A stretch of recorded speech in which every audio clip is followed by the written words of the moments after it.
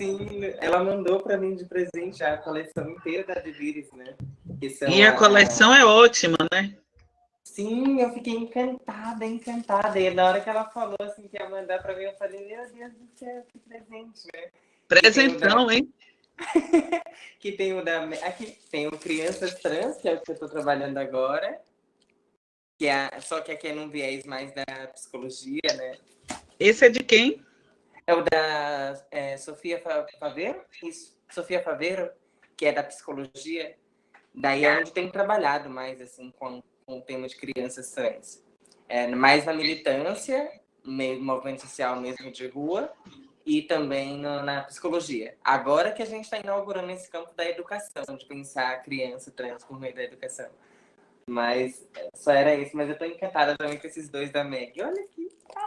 Lindos, e são lindos. As capas são lindas, né? Boa noite a todos. Boa noite a todas. Boa noite a todos. Estamos aqui em mais uma mesa de discussões do nosso evento, né? Direito, Comunicação e Cidadania. Hoje com essa mesa muito diversa, uma mesa maravilhosa, né? E que nos propomos, então, a discutir hoje o multiculturalismo aí por uma intersecção entre raça, gênero e classe, né? Se fazem presentes hoje aqui para dar andamento ao nosso evento o professor Alexandre Conda Silveira, que é professor da Unilab, e também as nossas convidadas da noite, né? A Izzy Madalena, né?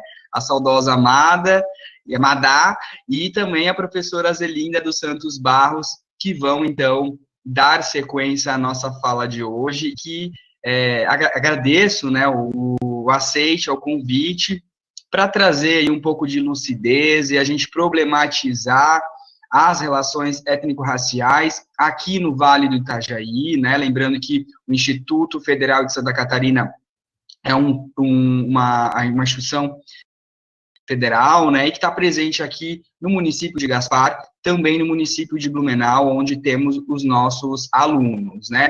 Lembrar também que a jornada Direito, Comunicação e Cidadania é um evento aí em cooperação com diversas instituições aqui do Médio Vale do Itajaí, então é um evento organizado inicialmente em cooperação pelo NEAB do campus Gaspar Duitsky, pelo NEAB também da FURB, Fundação Universitária de Blumenau, também participação com a Unisociesc Campus Blumenau e com a Universidade Federal de Santa Catarina, também do campus Blumenau.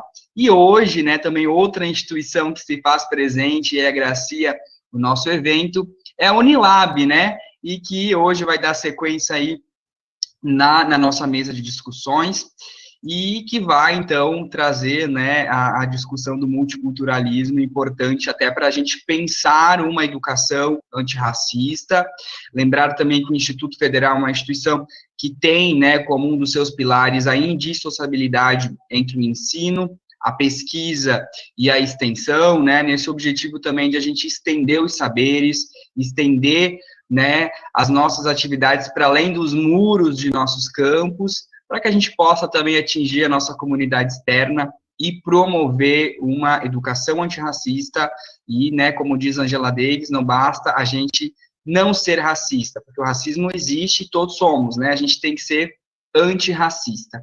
Então, eu vou agradecer aqui a mesa, eu vou hoje me colocar na escuta, né, acho que mais importante do que falar é hoje eu aprender, é eu ouvir essas mulheres maravilhosas que estão aqui com a gente hoje, também ouvir o Xande, que vai ser o nosso mediador da mesa. Então, eu vou passar a palavra para o Xande. Xande, obrigado pelos esforços aí que a Unilab não mediu em nos auxiliar na promoção da jornada, né? Esse que foi o nosso esquenta. Ano que vem a gente adianta que já terão mais ações, mais atividades. O nosso projeto já foi aprovado pela FAPESC e pelo CNPq, então em abril teremos mais uma rodada de atividades e eventos aí para a gente promover uma educação étnico-racial, uma educação antirracista. Xande, muito obrigado, a palavra agora é toda sua, e gente, que seja uma mesa linda, que seja uma mesa plural, e mais uma vez, muito obrigado. Nós que agradecemos, Marlon. É um prazer muito grande estar fazendo essa parceria com vocês, né? Eu que mais de 20 anos de Santa Catarina, ali me graduei, ali fiz o meu mestrado, o meu doutoramento, trabalhei por mais de 15 anos na Universidade de Blumenau. Então, é um contexto que eu conheço bastante e me alegra muito agora estar numa outra universidade, num contexto completamente diverso daquele que eu havia me familiarizado, né? E manter esses laços, manter essas parcerias, reforçar, sobretudo nesses tempos difíceis, pelos quais a educação, de um modo geral, vem passando, sobretudo nós, instituições públicas, que brigamos por uma educação de qualidade e pública também. Então, é um momento simbólico, né? Essa parceria de a gente unir nossas forças, a gente segurar um na mão do outro, como nós prometemos há algum tempo atrás, que ninguém soltei a mão de ninguém, estamos aqui de mãos dadas com vocês. Para mim é uma grande honra estar aqui na mediação dessa mesa, com duas pessoas que eu admiro demais, e são duas pessoas que me ensinam muito, né? Sobretudo dentro desse tema, multiculturalismo, intersecção entre raças, de classe, tenho certeza que serão duas falas que vão me transformar mais um pouco ao final desse momento, né? Eu acho também interessante que da gente deixar registrado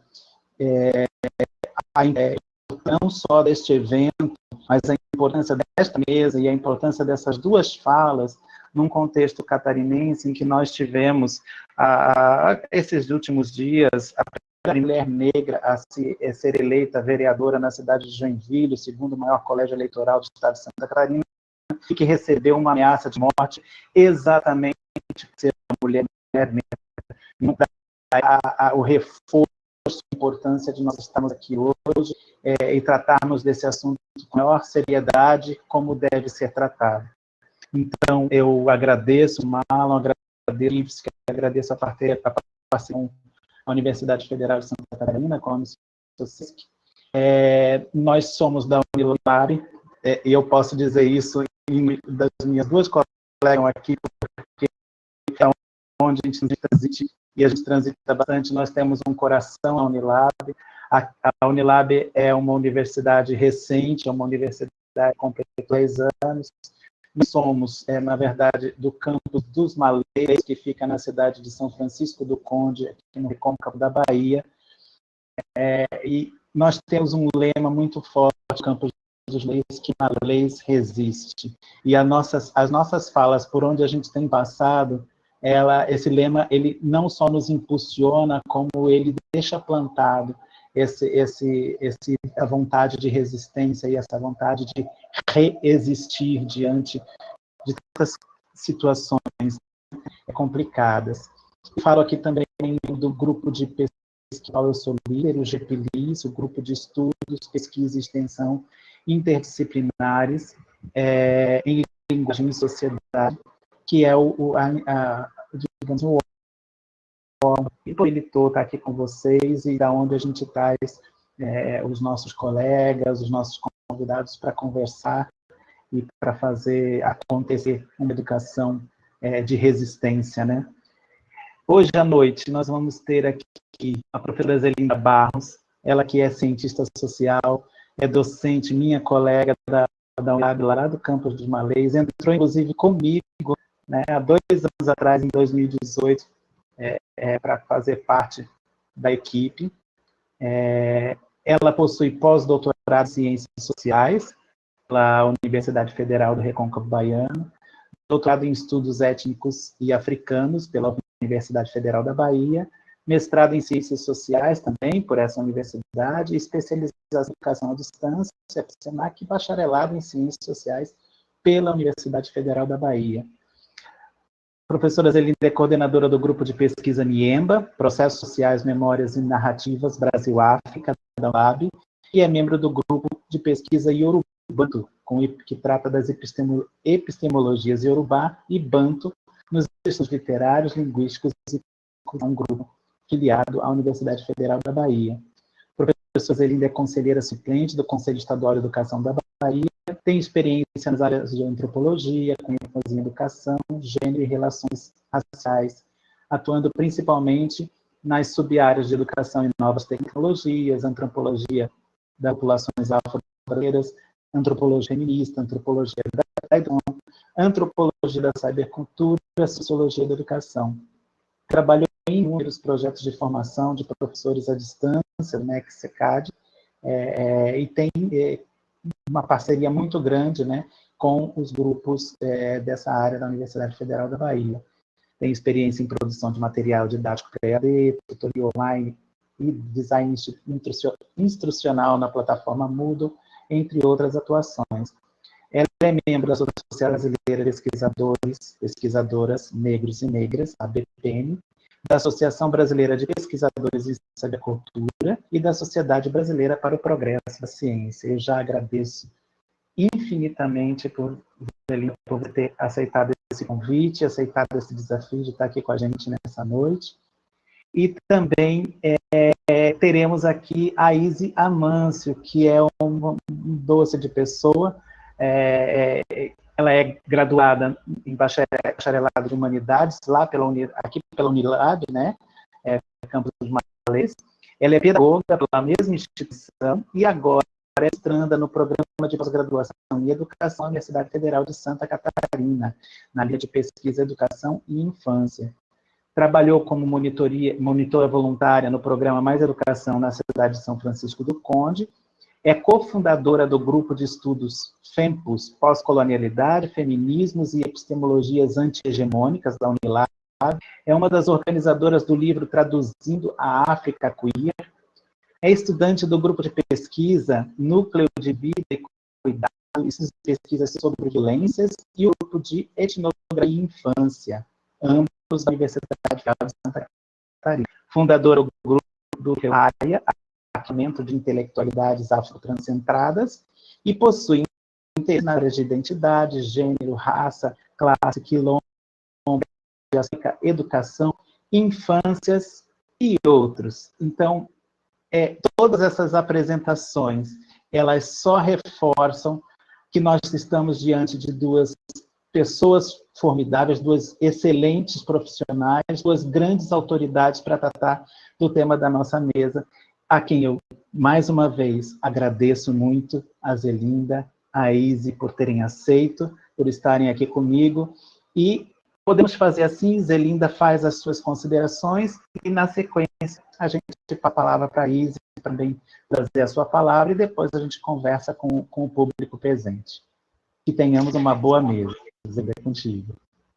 Bem, boa noite, agradeço ao Alexandre pelas palavras carinhosas, cumprimento ao companheiro Everton, que está aqui fazendo interpretando a Libras para nós, né?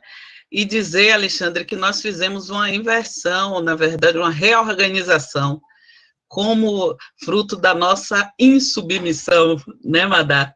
Então, Madá vai falar primeiro, e depois eu falo, em seguida, porque ela vai tocar em questões mais gerais, e eu vou fazer uma abordagem mais específica no campo das tecnologias digitais. Então, Madá, fica com você a palavra agora. Obrigada. Eu quero dizer, inicialmente, que é uma honra estar nessa mesa, juntamente com a professora Zelinda, que foi minha professora na graduação, o professor também Alexandre, lá da Unilab. Gostaria de agradecer o convite a toda a organização desse evento, né, a todos as pessoas que integram, né, essa organização. Dizer que para mim é muito importante estar participando desse momento, pensando no multiculturalismo enquanto desse meu local de fala, enquanto travesti negra, baiana, nordestina, interiorana, né? Então acho que é importante a gente trazer outros corpos e por isso também outras visões. Né? Gostaria de iniciar, né? Não tem como uma pedagoga como eu, inspirada em Bell Hooks, não iniciar com uma fala dela.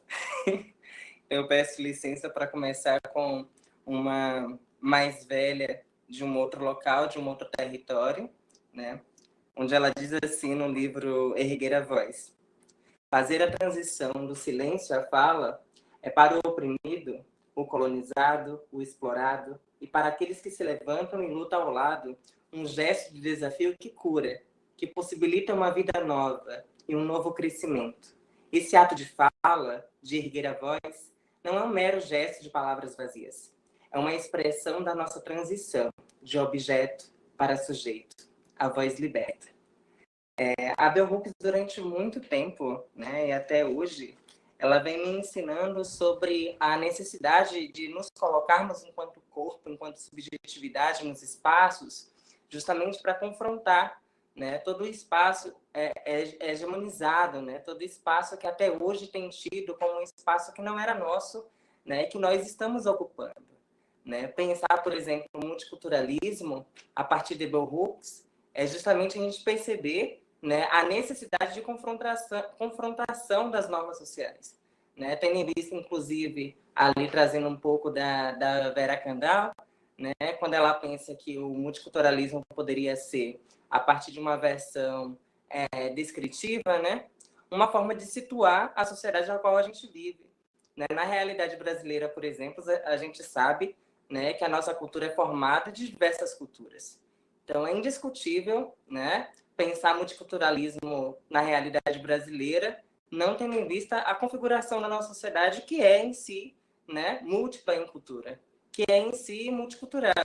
Né? É claro que a modernidade, né, tem transformado as instituições a partir de um olhar unívoco sobre as coisas. Né? Então, os corpos nas instituições modernas, né, são vistos de forma unívoca. Né? Então, as escolas, por exemplo, né, falando aqui do meu local de pedagoga, vão ter uma expectativa, né, de corpos muito similares, de cultura muito similares, né, a partir de um só objeto, a partir de um só sujeito. E esse sujeito que é hegemônico, né, considerado na nossa sociedade, né, como o branco, né, predominantemente masculino, ao qual a escola, né, se constituiu, se formou para esperar nesses espaços.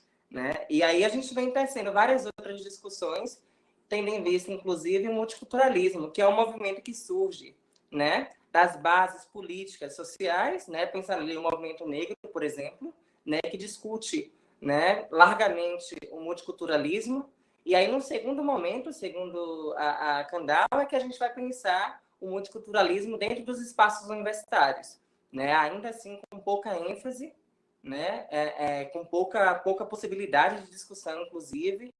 E dos grandes problemas de se pensar o multiculturalismo na nossa realidade é, para além dessa cegueira, né, que temos de que ainda vivemos em uma sociedade pseudo-democrática, racial, né, acho que esse é um dos grandes problemas que a gente enfrenta no cotidiano, pensando aqui enquanto professora na sala de aula. Né? Então, por exemplo, recentemente eu passei no mestrado na UFSC, né? Faz um ano e pouco. Amanhã, inclusive, é o dia da minha defesa de qualificação. E a gente estava no meu primeiro semestre, eu tive aula com uma professora daí do Sul mesmo, formada também pela mesma instituição. Né? E a professora, eu sentia que quando o meu corpo encostava, né, se aproximava da sala de aula, e conforme eu andava dentro da sala de aula, isso incomodava. Né? O meu questionamento do meu próprio corpo não conferia as referências bibliográficas que aquela disciplina trazia. Né?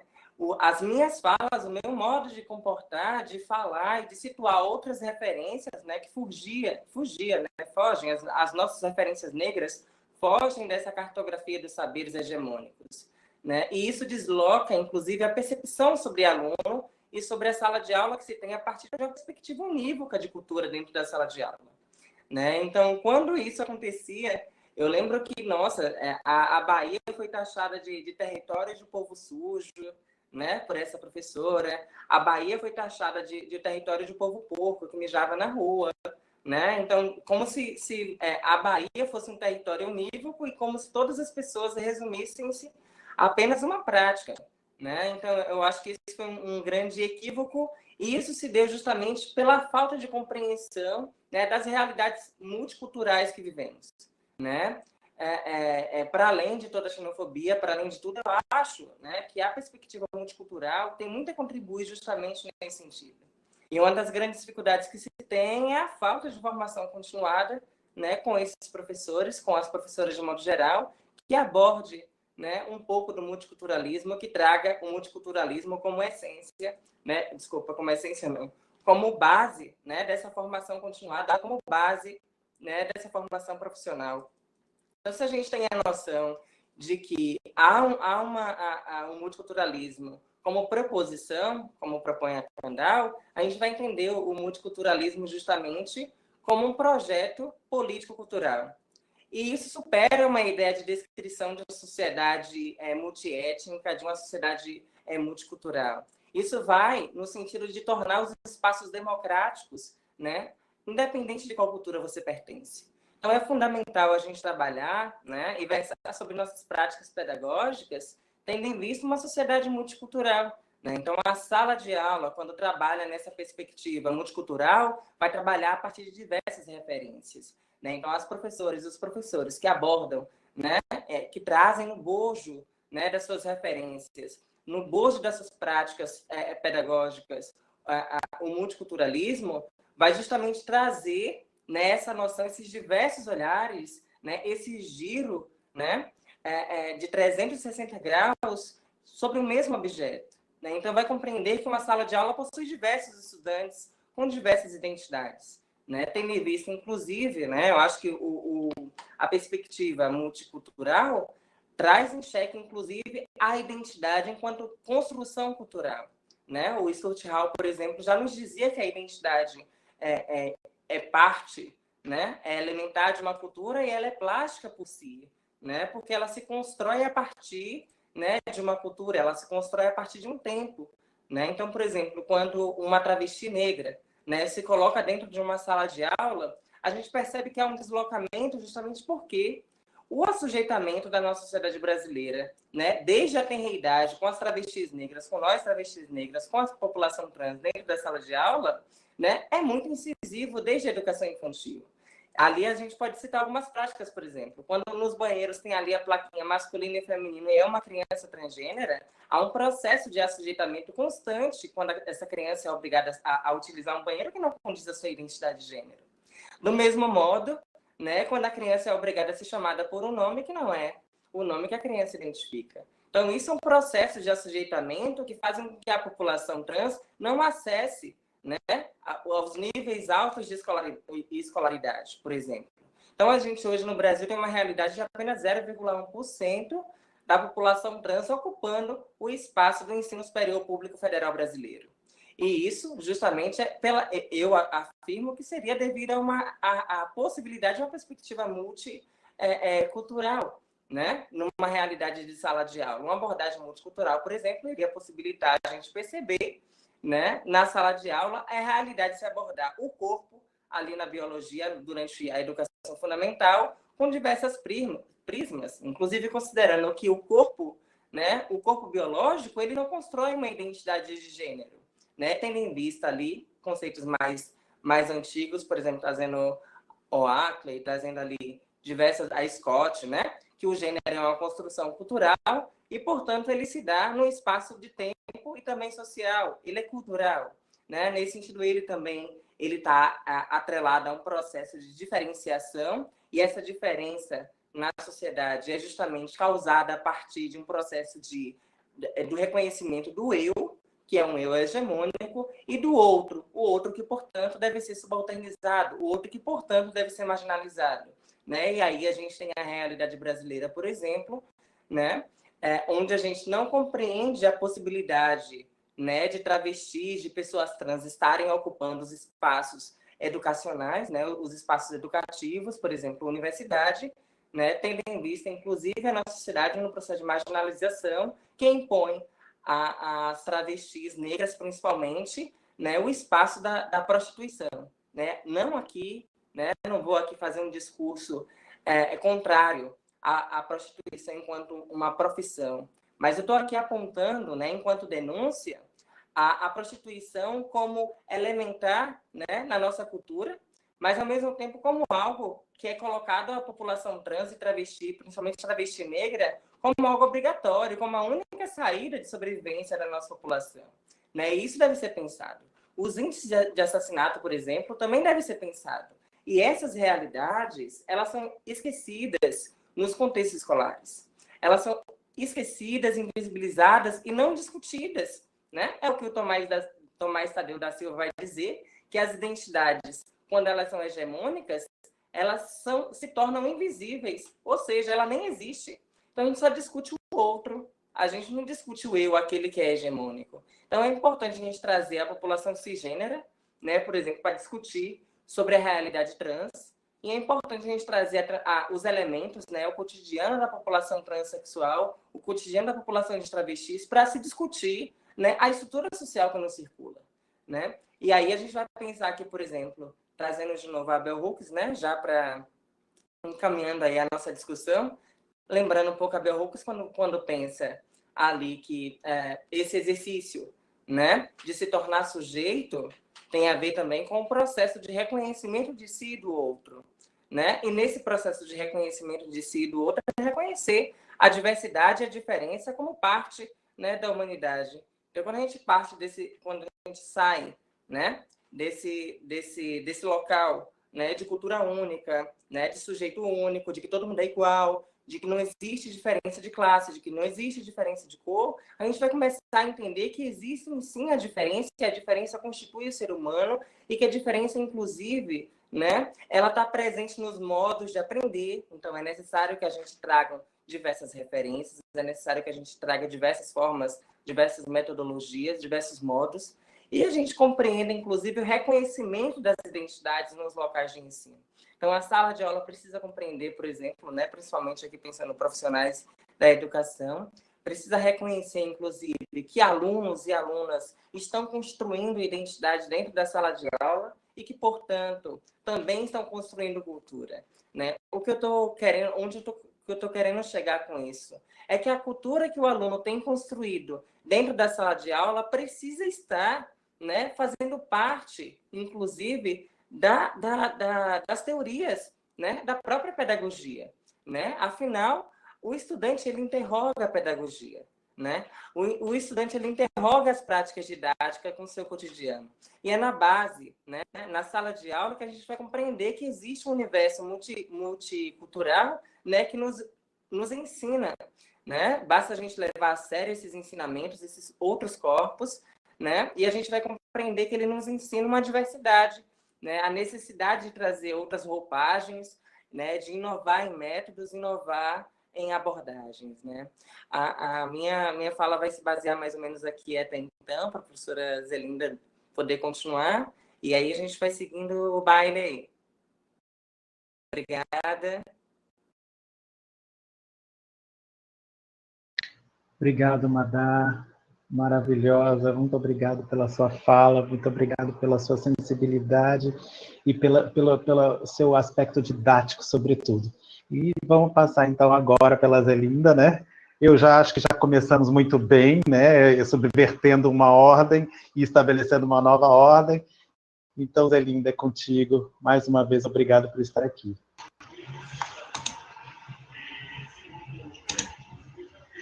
Deixa eu carregar a apresentação.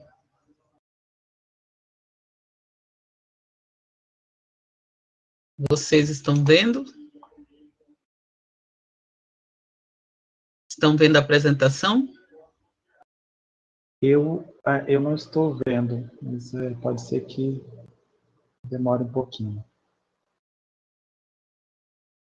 Eu também não consigo ver. O quê? Não? Não, aqui. Agora eu acho que sim, né? Agora sim? Para mim não aparece, minha querida, mas... No YouTube também não está aparecendo, que eu estou acompanhando por um computador também. Ah, está aparecendo aqui embaixo agora. Agora apareceu?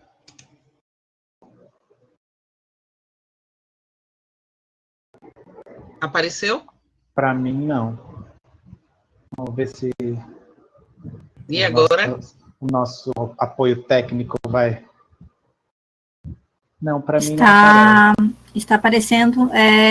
Os demais, se quiserem abrir, podem abrir no canto inferior direito, uma telinha ali, consegue apresentar. Eu estou conseguindo ver aqui, professora Zelinda. Você está vendo em tela cheia, Daiane? Isso, está sendo transmitido também. Ela está bem pequenininha aqui embaixo. E agora? Está tela cheia? Não, ela vai ficar em tela cheia somente para você mesmo, eu acho. Tu carregou em PowerPoint ou PDF? PowerPoint. E a que eu enviei para você tem como carregar? Sim, ela está aparecendo lá no YouTube. Essa que está aparecendo para mim? Isso, está aparecendo lá no YouTube. Pelo menos eu estou conseguindo visualizar. Mas está muito pequena, né?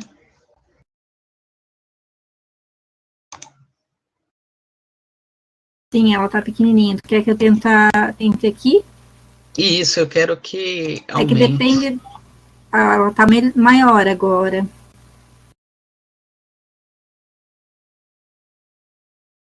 Aumentou um pouquinho aqui, acho que colocou então.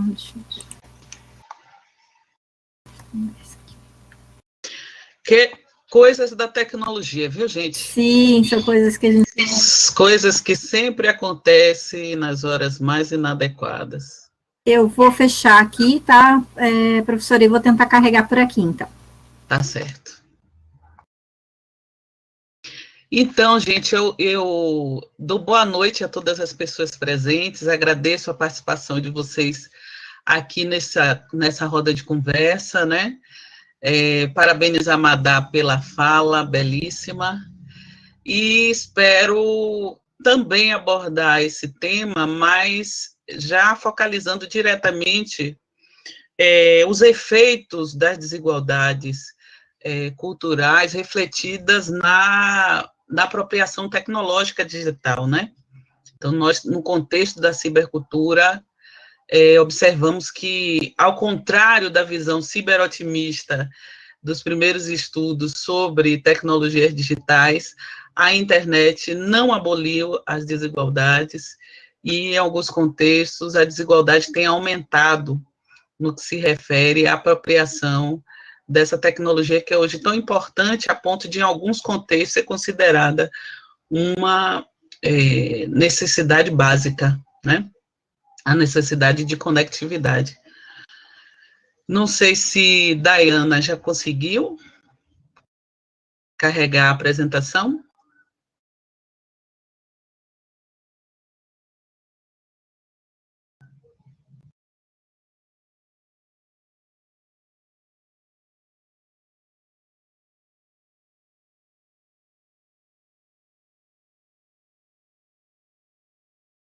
Acho que está em processo, Zelinda. É porque o arquivo tem algumas imagens, aí fica mais pesado. Mas eu peço a paciência de vocês que estão assistindo a roda de conversa agora, porque logo, logo vai começar. E aí eu vou poder conversar com vocês sobre esse tema, né? Que é tão atual e é um aspecto que ainda é pouco observado, né? As pessoas têm discutido pouco sobre a questão da desigualdade fora de áreas específicas, né? Essa desigualdade da apropriação tecnológica digital fora de determinados nichos, né? Então, acho que é importante também a gente ampliar a discussão e envolver mais pessoas na discussão desse tema, porque é importante para a construção de uma sociedade verdadeiramente igualitária, né?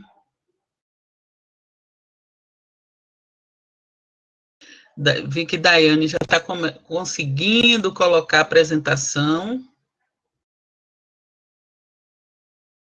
Só precisa reduzir um pouco o foco, né? Agora aumentar um pouco mais, Daiane.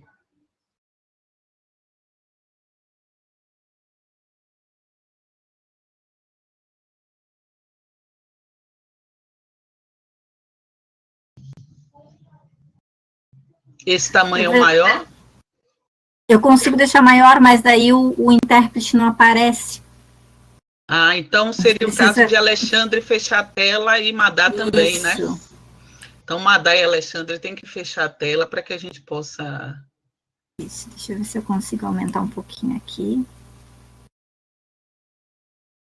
Eu acho que esse tamanho está bom, acho que todo mundo consegue ver.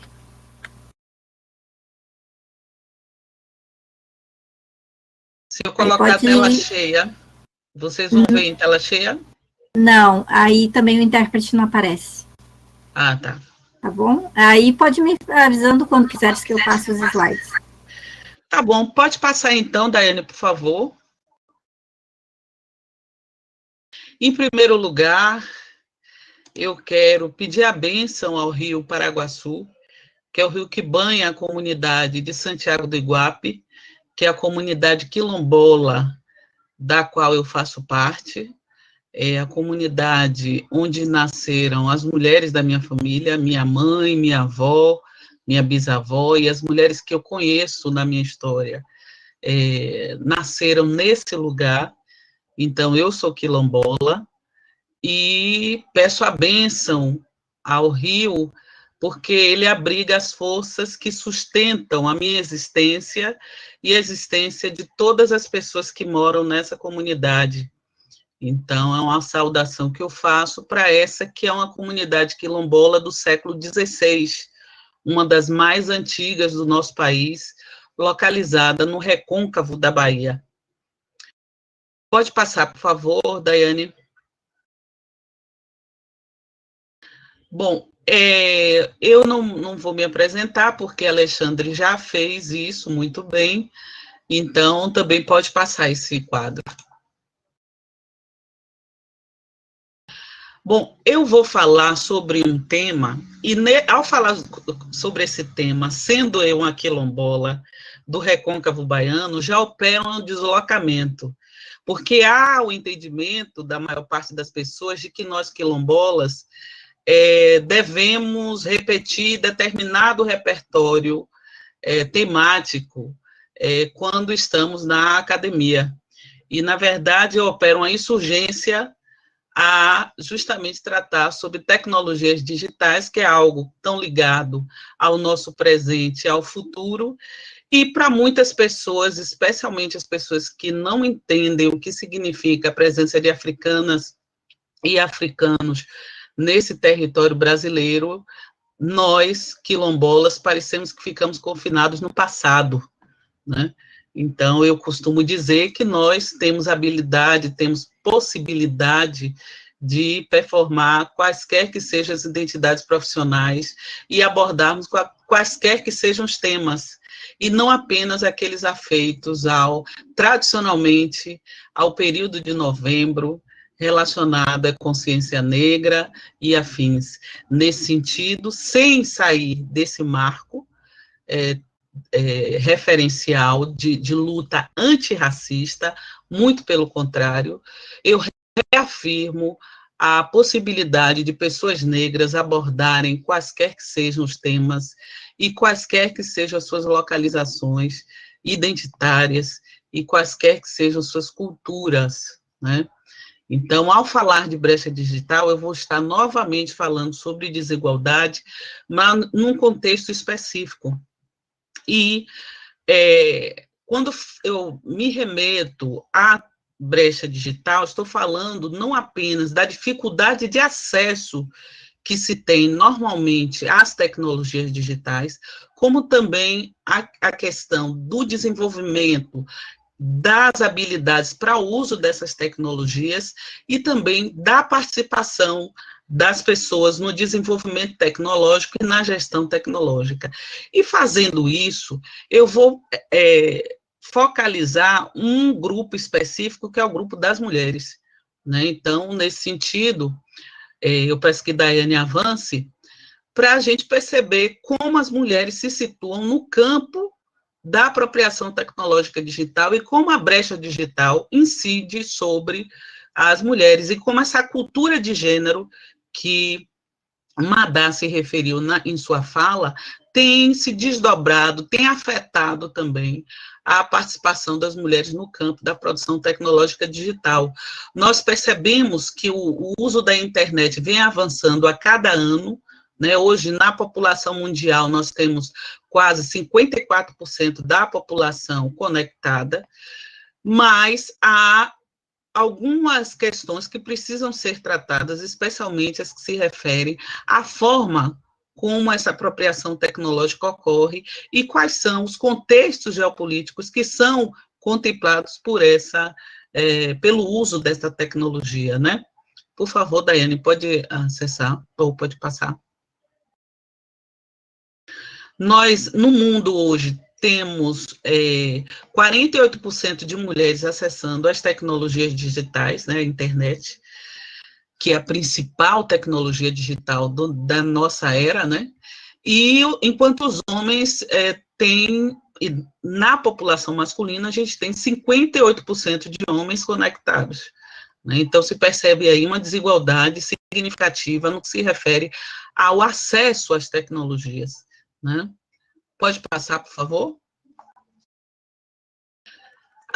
No que se refere aos países em desenvolvimento, que é o caso do Brasil, nós temos uma situação em que, em relação aos países desenvolvidos, também há desigualdade, né? Enquanto nos países desenvolvidos nós temos uma conectividade de quase 87% da população, nos países em desenvolvimento, como o nosso, 47% da população tem acesso à internet, né? E dentro dessa população, nós percebemos que essa desigualdade de gênero também se reproduz, se mantém, porque nesse grupo de países, os chamados países em desenvolvimento, 52% dos homens acessam a internet e apenas 40% das mulheres têm acesso a essa tecnologia. Pode passar, por favor? Então, aí vocês têm um mapa com a proporção de usuários de internet por gênero, né? E esses são dados de 2019, e que se observa que pouco mais de um quarto dos países há igualdade de gênero, né? E você percebe que 8% apenas do total de países que se verifica que as mulheres têm maior acesso à internet que os homens. Então, há também aí uma disparidade bastante significativa no que se refere à participação de homens e mulheres no acesso à internet. Pode passar? Aqui no Brasil, num conjunto de países em desenvolvimento, a gente tem uma situação relativamente confortável, porque o acesso de homens e mulheres à internet é um acesso relativamente igualitário, né? Não há muita diferença. Ambos participam desse segmento que acesso às tecnologias digitais e impede igualdade, então não há muita diferença no que se refere à apropriação tecnológica digital entre homens e mulheres. Pode passar. E também a gente percebe que há um aspecto aí que a gente deve prestar atenção, que apesar dessa suposta igualdade na apropriação tecnológica digital, o letramento dessas pessoas para o uso da tecnologia apresenta variações também. Então, aí também a gente pode perceber a questão da desigualdade, fatores que também interferem nesse quadro, em que a gente percebe aí que no Brasil há um quadro relativamente mais cômodo em relação a outros países, mas no continente africano, por exemplo, se observa que há um índice muito grande de pessoas que não sabem sequer enviar um e-mail, né? Então, essas habilidades básicas no lidar com a internet é algo que é marcado por essas diferenças culturais e que tem nessas diferenças a questão das desigualdades econômicas muito marcadas, né? Então, o contexto brasileiro, justamente pelo fato de ter essa proximidade com os Estados Unidos, né, que concentra quase 90% do tráfego nosso de internet, e se encontra numa situação em que a maior parte da população já tem essa familiaridade com essa tecnologia, o que faz com que aqui esse quadro não seja tão dramático como no continente africano, por exemplo, né, em que apenas 25% da população tem acesso à internet. Por favor, Daiane. Então, se a gente, quando observa esses mapas, está fazendo referência à população que foi incluída, né, no contexto da apropriação tecnológica digital, não podemos perder de vista também que há parcela significativa da população do globo, quase 4 bilhões de pessoas, que estão excluídas desse quadro, né? Então, se 4 bilhões e 100 milhões de pessoas hoje acessam a internet, quase 4 bilhões de pessoas estão de fora, não conseguem acessar essa tecnologia. Então, a gente percebe que, curiosamente, se a gente observa o mapa e observa que o vermelho se concentra justamente no sul global, a gente vai perceber que as diferenças culturais aí também são um fator importante na configuração desse quadro, né? E aí você percebe que o fato de serem sociedades colonizadas, né, em que o desenvolvimento tecnológico foi, em alguns contextos, abortado, ou o seu ritmo foi bastante reduzido por conta da colonização, a gente percebe que também a apropriação tecnológica digital ocorre de forma bastante lenta, né? Aí, no sul do globo, ainda se percebe essa desigualdade no acesso às tecnologias digitais. Por favor, Daiane.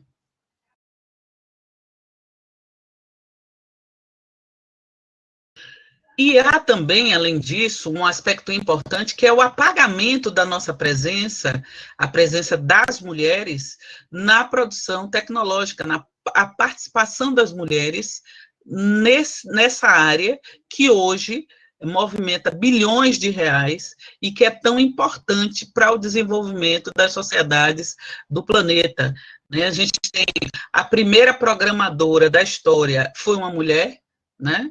Uma mulher que criou o primeiro algoritmo, foi ela quem elaborou o primeiro algoritmo, né? Essa receita que se a gente for fazer uma metáfora, o algoritmo é como uma receita de bolo, né, que faz com que a máquina funcione e responda as funções que são solicitadas.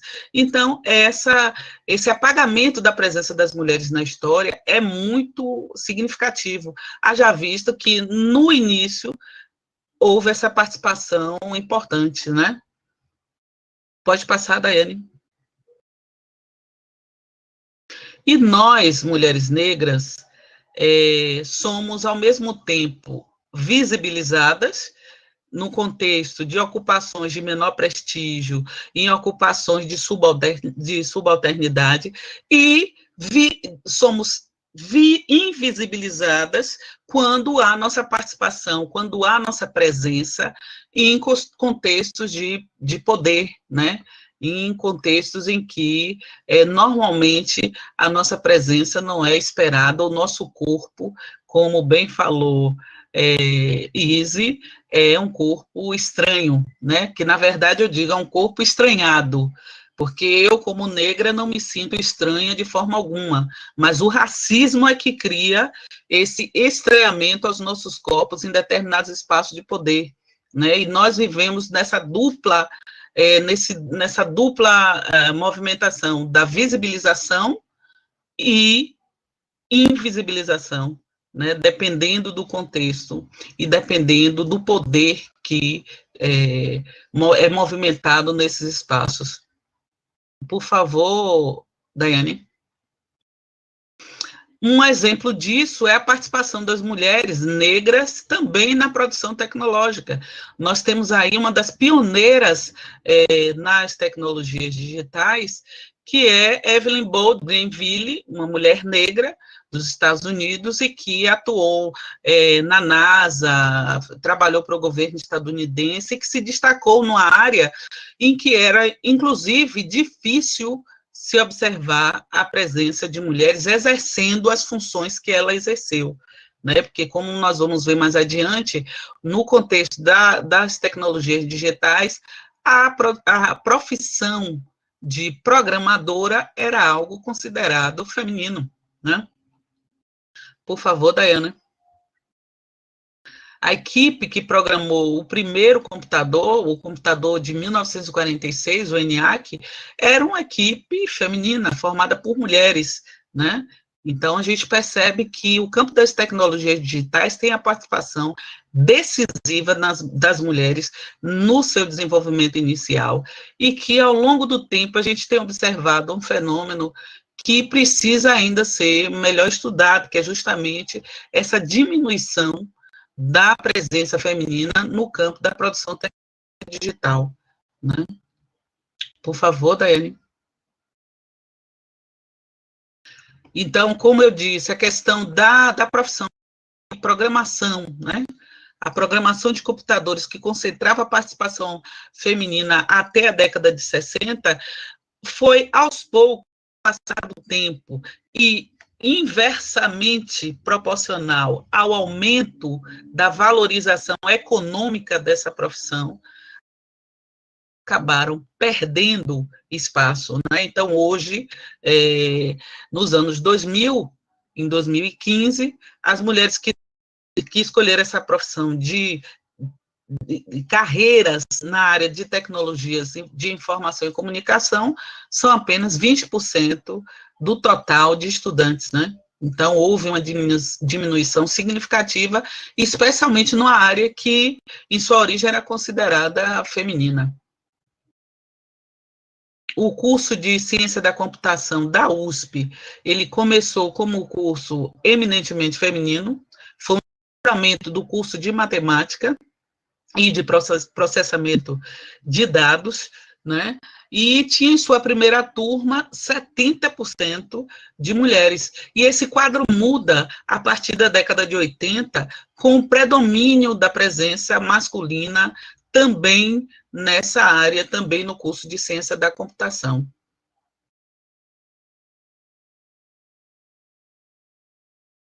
No Brasil, Daiane passou uma tela, no Brasil, nós, mulheres negras, no campo das exatas, ainda temos uma participação ínfima, né? A nossa participação é muito pouco significativa, e um estudo que foi feito no CNPq mostrou que apenas 5,5% das bolsistas da área de exatas são mulheres negras, né? Então, isso aí é um indicativo de que a gente precisa avançar muito no que se refere à promoção da participação feminina negra nesses espaços em que o desenvolvimento tecnológico tem sido induzido, né?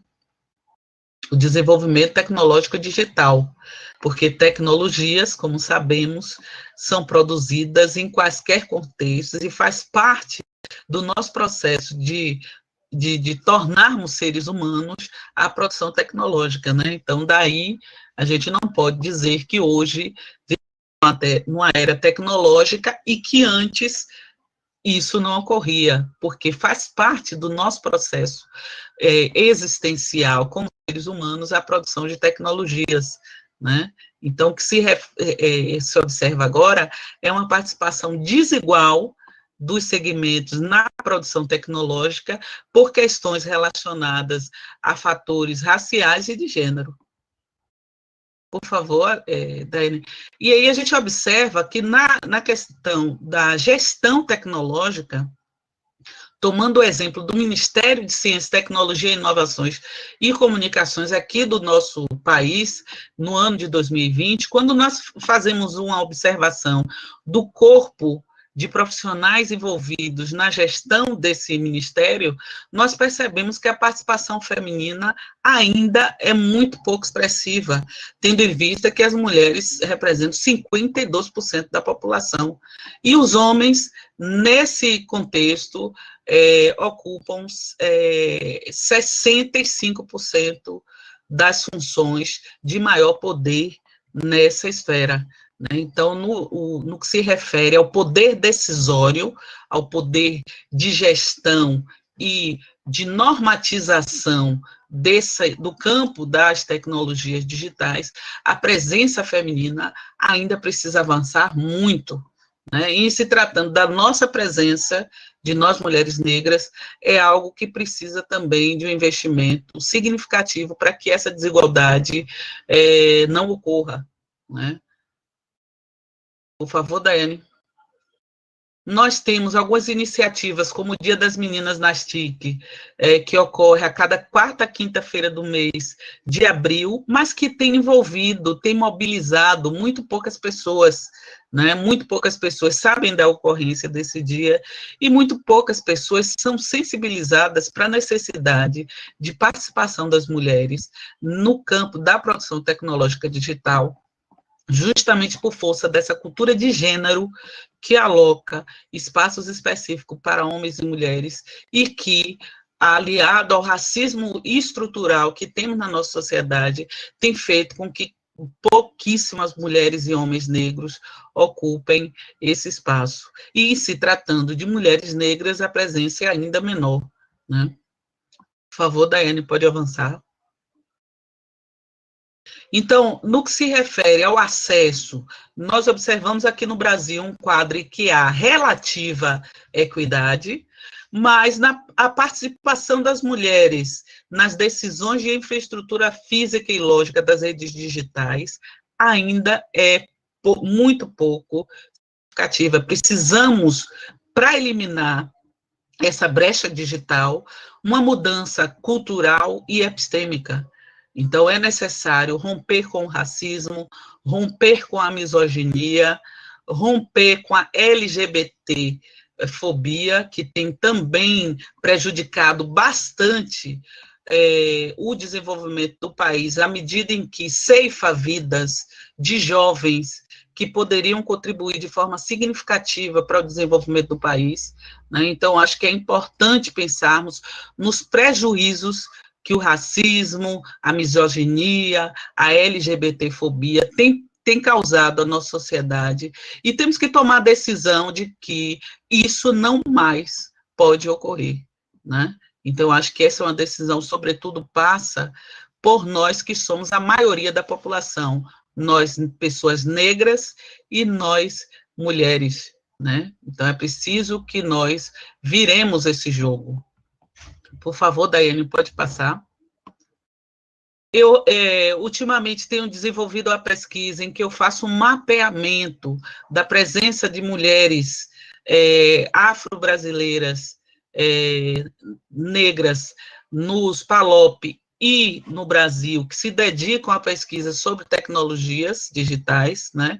Essa é uma pesquisa que já está em fase de finalização, em que a gente tem pesquisado e procurado responder justamente o que é que essas mulheres pesquisam, quais soluções essas mulheres desenvolvem nos seus campos de atuação, quais são as posições que ocupam na cadeia produtiva tecnológica e de que forma elas estimulam outras mulheres negras para que acessem a essa área, né? Então, nós tomamos 5 cursos, prioritariamente, para fazer esse mapeamento, os cursos de ciência da computação, engenharia da computação, comunicação, pedagogia e ciências sociais, justamente para saber a participação das mulheres negras nessa área e de que forma, futuramente, numa pesquisa futura, né, nós vamos observar como é que se dá a incidência do que é produzido por essas mulheres nesses contextos. Por favor, Daiane. Então, nesse sentido, nós já levantamos, aqui no Brasil, 726 mulheres atuando na área de pesquisa científica sobre tecnologias digitais. Agora, a desigualdade racial aí é algo marcante, porque desse contingente de mulheres, 9,6% apenas são mulheres negras. Então, é necessário que a nossa participação seja ampliada significativamente na área tecnológica, especialmente na pesquisa que é desenvolvida nas universidades, com ações que estimulem a participação de mulheres negras como docentes e que esses temas relacionados à nossa participação nessa área tecnológica possam ser explorados com mais atenção, né? Porque esse é uma área muito cara para nós e que tem desdobramentos importantes na vida de qualquer pessoa hoje em dia, inclusive para pessoas como eu, que vêm de comunidade tradicional, né? Então, mesmo pessoas que vivem em comunidades mais afastadas dos grandes centros, têm suas vidas afetadas pelas tecnologias digitais, de modo direto ou indireto. Então, é importante que a gente perceba de que forma essa incidência ocorre e de que modo nós podemos participar para diminuir essas desigualdades que se desdobram nas mais variadas áreas, né? Por favor, Daiane. Nós temos algumas iniciativas, né, que vêm sendo desenvolvidas por organizações de mulheres negras, né, no sentido de diminuir essa desigualdade da participação de mulheres negras na produção tecnológica, como o Preta Lab, né, que é uma iniciativa do OLABI e outras organizações que, em conjunto, fazem um levantamento das mulheres negras que atuam na área das tecnologias, o Maria Lab, que também desenvolve projetos relacionados a uma educação para o uso de tecnologias, né, e para a formação de mulheres nessa área tecnológica, e o Minas Programa também, que é um projeto que atua nesse sentido, além do Meninas Digitais, que é um programa que tem abrangência nacional e que envolve meninas e mulheres de todo o país, e que desde 2011 tem desenvolvido ações também nesse sentido. Então, há iniciativas, mas é necessário que elas sejam ampliadas para que a gente possa participar a partir de um outro lugar, ter uma outra inserção na área da produção tecnológica digital. Por favor. Então, nesse sentido, eu finalizo dizendo que, se a tecnologia é um espaço de dominação, ela também pode ser um espaço de promoção da equidade. Então, para que isso aconteça, é fundamental que nós, subalternizadas e subalternizados, ocupemos essa área e participemos dos processos decisórios no que se refere à produção tecnológica digital. Então, por hora, essa é a minha participação. Estou aberta a questões, ao debate. Muito obrigada a todas que me ouviram até aqui.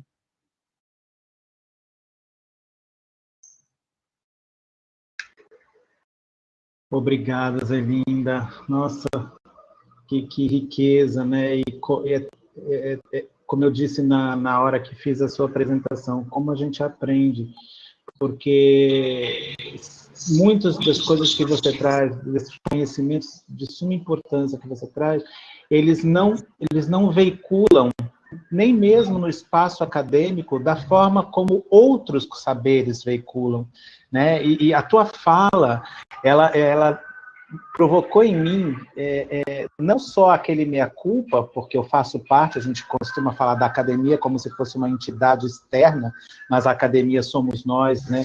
Então, fez parte de todo esse processo de um novo letramento ao qual eu me imponho, de entender esses mecanismos de poder que a academia lança a mão para invisibilizar, para subalternizar, para minorizar saberes e pessoas, né? Quanto mais você investiga nesse campo, mais você descobre o quão sórdido, o quão cruel é a máquina desse sistema, né? Ou seja, aquilo que nós participamos enquanto engrenagem dessa máquina. Então, acho que a tua fala ela é muito, muito importante. E como você começou falando que você ia deslocar, né? Eu acho que é muito interessante a gente pensar nisso também, né? O nosso tema é intersecção entre raça, gênero e classe numa dimensão multicultural. E aí, a Izzy traz a questão corpórea que ela experimenta na vida dela e que ela traz como objeto de pesquisa, e daquele jeito que ela falou, como o meu corpo incomodou, mas, na verdade, como que as pessoas se estranham a partir do corpo alheio, né, como você bem disse, e também essa tua percepção, ou esse teu enfoque, né, quando as pessoas imaginam uma pessoa quilombola, abre ali um leque quase que folclórico de assuntos e temas, né, e não se coloca uma professora que se autodeclara quilombola, não se coloca neste campo que você apresentou. E por que não se coloca, né? Aqui está a grande pergunta que eu acho que todos nós temos que fazer. Por que automaticamente esse leque abre para a gente? Porque há um processo de letramento, sim. Há um processo de imposições, sim. A gente está lidando com mecanismos de poder, né? A academia também é um mecanismo de poder. E quando os exemplos de que Madalena trouxe aqui, e até da sua própria vivência, aparecem, a gente percebe como que esse poder ele tem os seus fragmentos e são tão frágeis, né, os sustentáculos desse poder, ao ponto de estremecerem com a presença corpórea de uma pessoa. A presença corpórea, estar ali, naquele ambiente onde poucos ou quase nenhumas, como Madalena, estão, causa um estremecimento, né? Uma professora quilombola, doutora, pós-doutora, que está nesse campo da tecnologia da informação, estremece. E quando a gente percebe esses estremecimentos, em mim, me dá uma esperança. Porque aí eu consigo perceber que, ótimo, foi tudo construído, foram séculos de um patriarcado, de uma dominação ocidentalizada, hegemônica, mas que a gente consegue encontrar os mecanismos de resistência, como a gente falou no início, para poder dinamitar e reconstruir, reinventar, né? Então, antes de eu olhar aqui as perguntas no chat, a participação do povo, que está todo mundo elogiando muito vocês, eu gostaria que vocês trouxessem um pouquinho mais da seguinte coisa. Izzy, você trouxe Bell Hooks para conversar com a gente. E Bell Hooks, ela tem lá a pedagogia como prática da liberdade, né, em que ela bebe em Paulo Freire, mas a Bell Hooks está falando de outras facetas dessa liberdade, né, que Paulo Freire talvez não tenha tido nem tempo e nem era aquele o momento de se tratar desta liberdade que você está enfocando aqui. Queria que você falasse um pouco mais dessa pedagogia em que a Bell Hooks te inspira e falasse, a partir daí, você falasse um pouco do seu trabalho do mestrado, o que você pretende, qual é a tua bandeira nesse momento ali, tá? E por que eu vou te justificar, mas você sabe disso, é muito mais para o público. Eu lembro muito bem quando você, ainda acadêmica de pedagogia, visitou a todas as reuniões de colegiado da Unilab, num momento extremamente doloroso pelo qual nós passamos, porque nós tínhamos um edital de vagas ociosas para pessoas trans, e o governo federal cancelou esse edital, a nossa reitoria acabou acatando, e no fundo, ficou para a sociedade a ideia de que a nossa universidade estava fazendo um vestibular para gays, para viados. Isso é o que passou na mídia para o público em geral. Então, quando eu estou falando de Bell Hooks e quando eu estou falando de uma pedagogia como prática de verdade, eu estou te provocando por ali, entendeu? Daquela Madalena que entrou e me deu uma aula, e a partir dali eu comecei a acompanhar a trajetória. E aí, Zelinda, para você, o que eu fiquei pensando aqui, matutando, é justamente a partir dessa questão dos corpos estranhados, dos grupos minorizados, dessa escala de subalternizações que eu mencionei há pouco, né? Como a linguagem ela faz parte desse processo de invisibilização, de dominação e de exclusão, né, violenta de determinados grupos sociais dentro de determinados nichos, e aqui eu estou falando mais especificamente da questão da tecnologia de informação. Você trouxe um monte de dados aí de mulheres de grande destaque, e eu sei do teu trabalho, você resgata muitas dessas mulheres nas mais variadas áreas e também, e sobretudo, mulheres negras, né? O que eu gostaria de te provocar a explorar um pouco mais é isso. O que você traria para o público aqui majoritariamente de Santa Catarina, para falar sobre a presença da mulher negra, a presença da mulher negra quilombola, a presença da mulher negra quilombola num espaço de dominação branco e masculina, né? Qual seria a sua bandeira nesse sentido? Ela é uma bandeira política, ela é uma bandeira pedagógica, ela é uma bandeira que está engajada com outras lutas e que você está querendo trazer para esse teu processo, aí, enfim, que você explorasse agora muito mais a Zelinda, que está aí como protagonista desse processo. Então, eu joguei essas duas perguntas aí, essas duas provocações para vocês, para ouvir um pouco mais e aprender com vocês. Obrigado.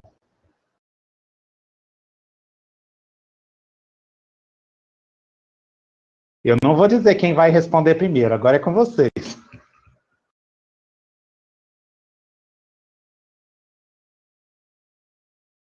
Vai, Madá.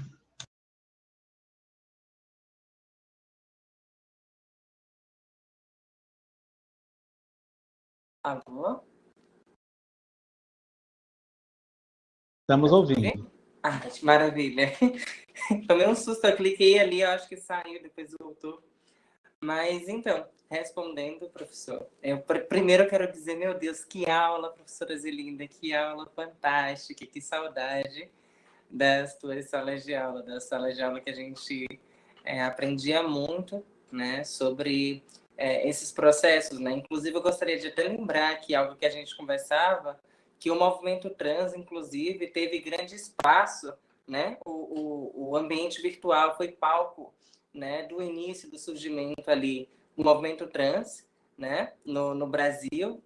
O Locus, né, a gente inicia nesse processo dentro desse ambiente virtual, então acho que isso é fantástico, quanto que nós, mulheres e travestis, estamos ligadas, né, à tecnologia, né, a esse pioneirismo que essa cybercultura, né, o quanto que nós inovamos nos processos de construção de estratégias políticas de resistir, de existir, né, nessa sociedade patriarcal, racista, né, de modo que nos aprisiona e a gente consegue construir outros modos novas formas de subverter essas lógicas, né? E eu acho que isso não teria outra noção a se pensar, senão ali a Bell Hooks, né? Eu gosto muito de pensar a Bell, né? A professora Zelinda sabe que eu sempre cito a Bell Hooks. A Bell Hooks, para mim, ela é fantástica. Por exemplo, quando ela pensa as práticas de ensino, por exemplo, né? Quando ela diz ali ensinar a transgredir, ela traz uma outra pedagogia. Ela traz uma pedagogia que tem um chão vivo, né? Que tem corpos, que situa indivíduos, né? E geografias. Então, é uma pedagogia que parte do concreto, né? Da lei do cotidiano, daquela pedagogia que leva em consideração a realidade do estudante e que, portanto, reconhece a diferença como parte estrutural do indivíduo. Eu acho que a pedagogia que a Bell Hooks nos ensina, né? É justamente para ensinar a transgredir, né? Justamente para nos ensinar de que a sala de aula é um local também de subversão, né? E a sala de aula, enquanto um local de subversão, tanto para estudantes, tanto para professoras, é um local de desafios, né? Então, por exemplo, se a gente consegue romper com essa ideia desse daltonismo cultural, né? De que existe apenas um modo único de compreender a sala de aula, um modo único de compreender um indivíduo, né? Eu acho que a gente rompe com esse etnocentrismo, né? E a gente consegue perceber, né, as particularidades, né, a diversidade e as diferenças em sala de aula. Então, acho que falta muito esse conhecimento, né, falta muito essa noção viva, né, de multiculturalismo nas realidades educativas, né, no sistema brasileiro de educação, inclusive, tendo em vista, inclusive, aquilo que o professor Alexandre comentou, que foi o processo do edital, né, que pensava um edital específico para a população trans, de travestis e transexuais do Brasil, e que foi barrado pelo governo Bolsonaro, né, por uma mensagem no Twitter destinada ao MEC, né, onde ele dizia que seria cancelado um edital que buscava vagas ociosas, né. Então a gente percebe que existe aí vários fatores relacionados, inclusive um forte fundamentalismo religioso, né, que não compreende, por exemplo, a necessidade de haver políticas públicas que visam a sanar desigualdades ou amenizar desigualdades sociais.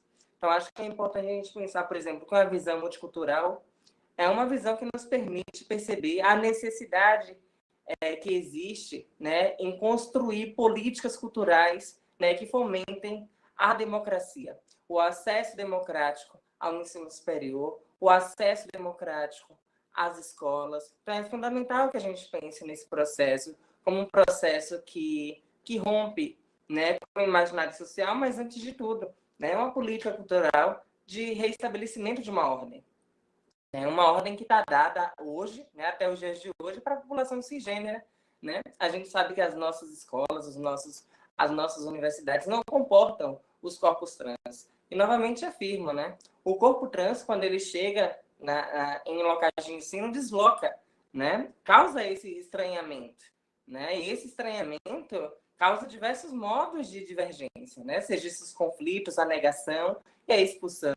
Né? A professora Luma Nogueira, por exemplo, vai chamar de assujeitamento, né, essas medidas que a gente entende que são processos de expulsão, né, que vai desencadear naquilo que a normatividade enxerga e desenha nas laudas e nos pareceres como evasão escolar.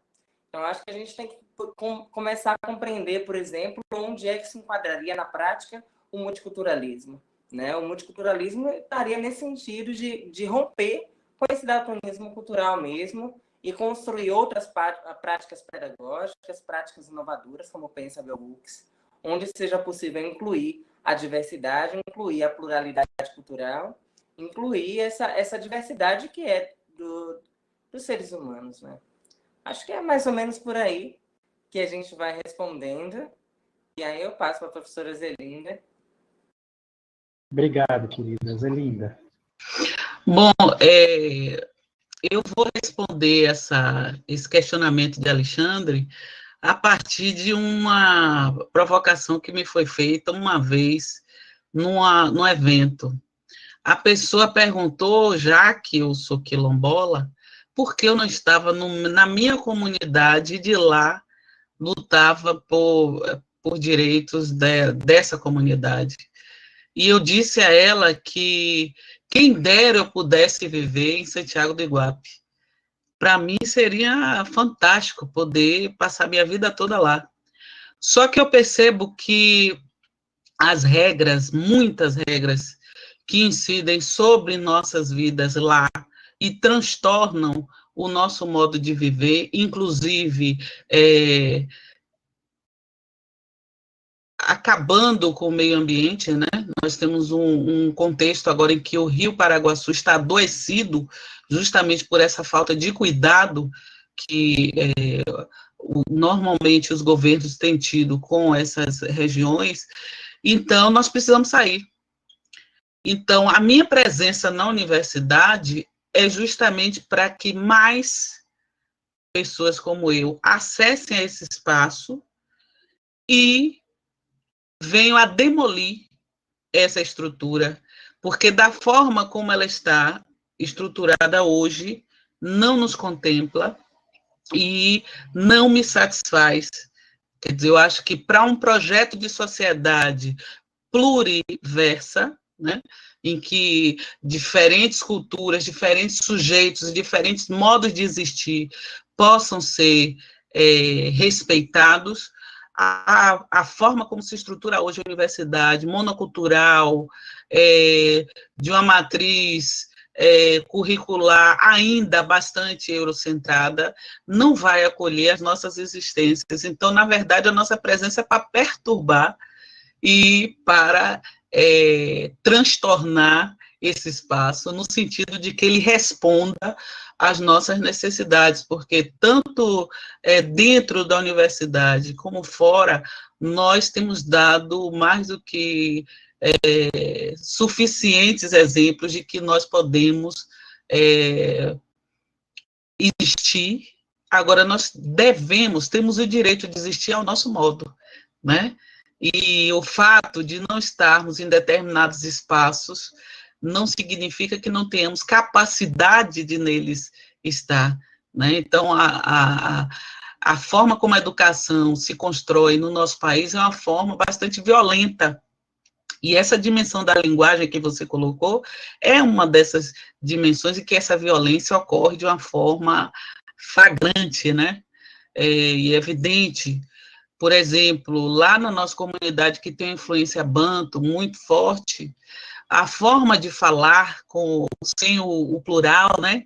As casas, os carros, isso é entendido como erro nessa educação que nos contempla.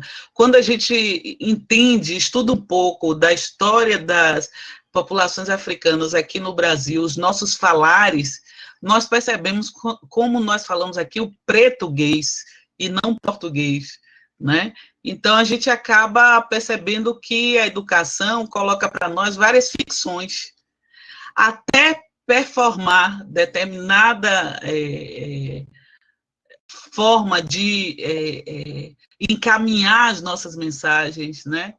De registrar o nosso conhecimento. Isso tudo são violências que são colocadas no nosso cotidiano. Uma vez um estudante me perguntou por que ele não poderia apresentar o TCC dele de forma oral. Eu acho que é algo perfeitamente aceitável e plausível. E por que a universidade ainda não se abriu a isso, a essa possibilidade, principalmente tendo em vista a presença tão significativa hoje de pessoas de grupos tradicionais, né? Então, Alexandre, a minha presença na universidade é justamente para fazer coro, para engrossar a fileira de pessoas que, como eu, subalternizadas como eu, e das mais variadas, dos mais variados grupos, sejam as pessoas trans, sejam as mulheres também, né, de outras comunidades, justamente fazer com que esse exército de pessoas que se levantam contra esse estado de violência que é o Estado brasileiro, possa criar condições de induzir as transformações que nós precisamos fazer que ocorra para que se torne um projeto viável essa sociedade nossa, né? Porque a continuar dessa forma, com esse tratamento extremamente incorreto do meio em que a gente vive, nessa ideia de que nós somos seres apartados do meio ambiente, como se não fizéssemos parte dessa natureza que, inclusive, a universidade contribuiu bastante para criar a ideia de que somos seres diferenciados, né? Eu acho que é por isso, por esse projeto de sociedade que eu acredito, uma sociedade verdadeiramente igualitária, que caibam modos de ser e de existir, e que contemple as diferenças, não de uma forma tutelada, nem ascendente, porque a gente percebe muito isso também, né? Às vezes o desejo de tutela ou a infantilização de pessoas negras, mulheres, é algo que está muito entranhado nessa cultura nossa, que a gente também precisa desafiar e mudar, porque é algo que já se mostrou mais do que ineficiente. Não é possível você ter uma sociedade que mais da metade é excluída do acesso às riquezas que produz, enquanto a pequena parcela se beneficia de forma absurda da exploração desse contingente humano gigante, né? Então, eu acho que para qualquer pessoa que tem o mínimo de sensibilidade, que percebe os limites de viver numa sociedade como essa, é importante encampar esse projeto de transformação e que deve perceber as culturas de uma forma diferente e em que o respeito e o diálogo, o que no pensamento da colonial se chama de convivialidade, né, que é o poder conviver com as pessoas, possa acontecer, né, porque isso vai beneficiar não somente a nós, negras e negros, mas também a todas as pessoas da nossa sociedade, né, todos os segmentos. Então, eu acho que a gente precisa cada vez mais demonstrar que não há benefício na continuidade de um estado de coisas desse que a gente observa no nosso país. Não é normal, não é aceitável que no Brasil nós tenhamos 40% do total de homicídios que tem como vítimas preferenciais as pessoas trans, pessoas LGBTQI+. Não é normal, não é aceitável. Então, acho que qualquer pessoa, em qualquer que seja o contexto, que tem um mínimo de sensibilidade, tem que perceber que esse é um projeto de sociedade que não sustenta, e já vem mostrando por vários exemplos que não tem como dar as respostas que nós precisamos que sejam dadas. Então, é por isso que eu estou aqui na universidade, quando poderia estar na minha comunidade, gozando do meu peixe, do meu marisco e da convivência das pessoas simples que, para mim, são tão caras, né? Então, é por isso que a gente encara determinados desafios e dissabores, né? Pensando justamente no horizonte diferente desse que a gente tem presenciado, né? Nossa, Zelinda, muito bom, Izzy, as falas de vocês.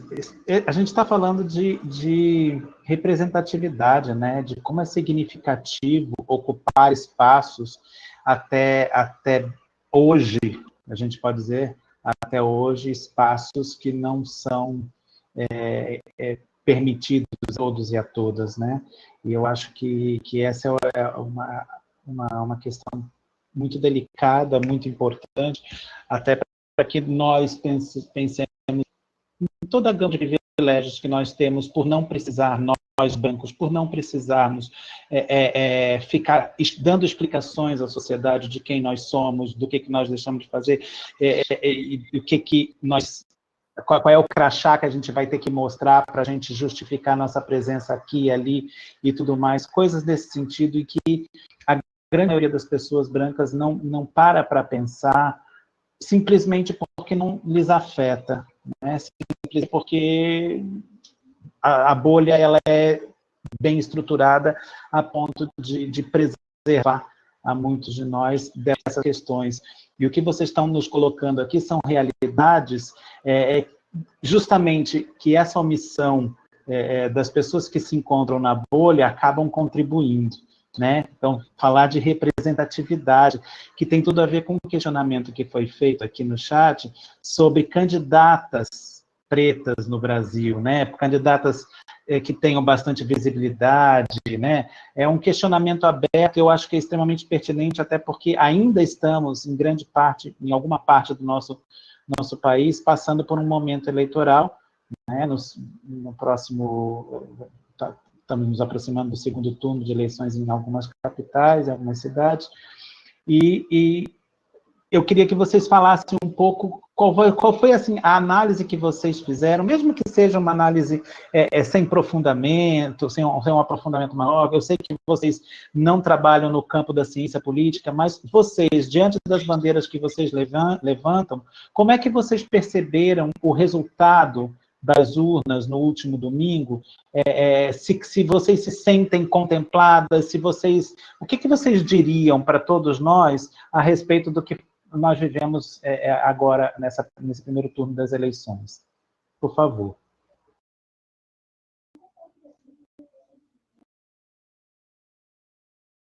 A professora Zelinda? Pode ir, Mari. Pronto. Eu fiquei bastante feliz, na verdade, nossa comunidade toda, né? Enquanto população trans e travesti no Brasil. Tivemos um número expressivo de candidaturas esse ano, né? E tivemos um número expressivo também de candidatas que foram eleitas, né? Muitas delas também candidatas negras, né? Travestis e transexuais. Na verdade, as que eu conheço, as quais eu conheço foram negras, né? Então, eu fico muito feliz com esse resultado, tendo em vista, inclusive, que foi na esquina, né? Que durante séculos a população brasileira relegou esse espaço como o único espaço e exclusivo espaço da população de travestis. Então, esse ano a gente teve esse ganho, né? O que sobressai a todas as estatísticas, tanto de assassinato, né? O Brasil é um dos países mais perigosos para uma pessoa trans viver, né? Para uma pessoa travesti. E aí, quando a gente vai pensar aqui nos efeitos do estar em encruzilhada, a gente vai perceber que nós, travestis negras e pobres, né, estamos em confronto direto com a política de genocídio, né? Então, a gente vai perceber que nós somos 90% assassinadas, né, nesse sentido, né, em números, né, de assassinato. Esse ano, a gente conseguiu superar, apenas no primeiro quadrimestre, a gente superou o índice do ano passado. Então, até aqui, a gente tem superado índices de outros países, né? Então, a gente tem subido o ranking de país mais perigoso para nós vivermos, né? Então, quando a gente tem um número expressivo de candidaturas da população trans, né, e uma adesão dessas candidaturas, a gente está simplesmente reivindicando outro processo, que é de sobressair, né, a um processo de objetificação, né, de tornar a gente abjetas, né, de nos tornar aquelas que somos desejadas apenas no escuro, na esquina, para o único desejo social, que é de saciar a sede, a fome, né? Então, a gente sobrevive até aqui ao escárnio que a população brasileira tem nos causado, a todas as mentiras mal lavadas que tem dito sobre nós em relação à inferiorização, em relação à própria racionalidade, né? E enquanto candidatas, enquanto intelectuais, nos opomos a esse sistema, né? E temos dito, né, que a gente faz um processo de continuação, de devolver mesmo, né, todas essas mentiras, de devolver mesmo todas essas inverdades em relação à nossa população, né? Atestando, inclusive, toda a intelectualidade, toda a ancestralidade que nos foi negada, né? Uma ancestralidade que nos é negada, inclusive, né, desde a nossa infância. Então, tenho em mim que há um processo de colonização da mente, né, que nos impede, né, de ocupar esse espaço de representação. E com força, o movimento trans no Brasil, o movimento de trans e travestis no Brasil, tem alcançado, inclusive, esse nível de representação, né? Então, eu tenho ficado muito feliz, né, com as candidaturas e fiquei muito feliz com os resultados dessas eleições. Apesar de que, principalmente nos interiores, tanto mulheres negras quanto travestis não tiveram alcance aquilo que era uma política pública, né, que foram os fundos partidários, né? Então, há que se lembrar também desses boicotes, né, dentro ainda desses partidos, porque tem uma candidatura trans não significa que o partido ou mesmo a população, né, deseja aquele corpo, muitas vezes é o contrário, né? Como eu disse, sobressair a um sistema que nos coloca como objeto, sobressair a um sistema, né, a nossa candidatura está ocupando esse espaço de representação, sobressair a todo um sistema de escárnio mesmo, um sistema que nos coloca como objeto e não como sujeitos, né? E quando assumimos tanto o espaço da universidade, tanto o espaço da representação política, né, nas câmaras de vereadores, nas prefeituras, né, nesses espaços políticos, a gente está devolvendo todo o segmento cisgênero, né? E aí, nesse caso, também cito o segmento branco, essas mentiras de incapacidade de que nós não podemos servir para outra coisa senão a doar o nosso corpo como objeto do capitalismo, né? Então, a minha resposta vai mais nesse sentido de um contentamento do movimento nesse sentido, e ao mesmo tempo reconhecimento de que ainda temos muito que avançar no que tange a representação mesmo nos espaços. Apenas estamos iniciando esse processo até aqui. Obrigado, Nadá. Zelinda. Eu também concordo com o Izzy no que se refere à questão dessa mudança que houve nessa eleição, né, com a participação significativa de candidatas negras, né, e candidatas trans. Então, acho que foi algo que ajuda a rasurar o sistema, mas que de forma alguma vai demolir esse sistema, principalmente porque ele está muito enraizado e há relações de poder que são estabelecidas ainda muito sedimentadas e capilarizadas na nossa sociedade, a ponto de cooptar, inclusive, os nossos segmentos. Então, não é o fato de ter uma mulher negra que significa para nós uma mudança significativa na estrutura, ou que isso vai afetar de modo direto as nossas vidas, mas em termos simbólicos já é um diferencial, porque um corpo negro em espaço de poder, apenas por ser esse corpo negro nesse espaço que historicamente nos segrega, muda, né? Mas o nível de mudanças que essa eleição vai provocar, eu acredito que é como o Madá bem falou, faz parte de um processo muito inicial ainda. Nós temos muito que percorrer, porque há um fenômeno que tem ocorrido, que é justamente a apropriação de determinados setores e do segmento branco, reacionário, conservador, direitista, de benefícios ou de direitos que foram conquistados por nós, como a questão da participação no fundo partidário, né? Esse ano aqui na Bahia, pessoas que nós identificamos e que eram identificadas, se identificavam como brancas, passaram a se identificar como negras para terem maior participação no fundo partidário. Então, apesar desse ganho, que ainda não é um ganho que ocorreu no nível que nós precisamos que ocorra, há também essas armadilhas que são reiteradas pelo sistema no sentido de manter as coisas como elas sempre foram, né? Então, o prefeito eleito de Salvador, que é um homem branco, se declarou negro. Então, supostamente, temos o primeiro prefeito eleito negro de Salvador, né? Mas a gente percebe que essa manobra política foi feita justamente por parte de um grupo que impetrou uma ação de inconstitucionalidades contra as cotas no Supremo, né? Então, a gente percebe que as movimentações são feitas no sentido de fazer com que os poucos direitos que nós conseguimos conquistar nos sejam retirados das mais variadas formas, seja por via da desqualificação. É muito comum desqualificar a nossa competência para a ocupação de determinados espaços. Então, pessoas subalternizadas, inclusive, acabam acreditando que não é importante votar no igual, porque essa pessoa não vai ter competência para ocupar o cargo. Então, isso é uma das mentiras que são reproduzidas, né?